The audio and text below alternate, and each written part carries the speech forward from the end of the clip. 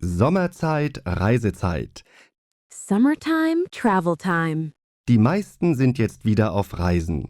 Most people are traveling again now. Wir haben eine Umfrage gemacht. We conducted a survey. Mit welchem Verkehrsmittel fahren Sie am liebsten in den Urlaub? Which mode of transport do you prefer for your vacation?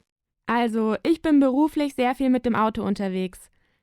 Well, I travel a lot by car for work. Deshalb fahre ich im Urlaub überhaupt nicht Auto.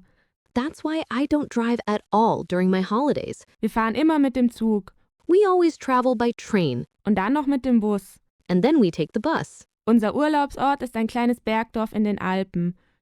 Our holiday destination is a small mountain village in the Alps. Dort sind wir dann 2 Wochen nur zu Fuß unterwegs. There, we spend 2 weeks getting around only on foot. Das ist Entspannung pur. That's pure relaxation. Auto und Urlaub, Car and vacation, das passt für mich überhaupt nicht zusammen. that doesn't go together for me at all.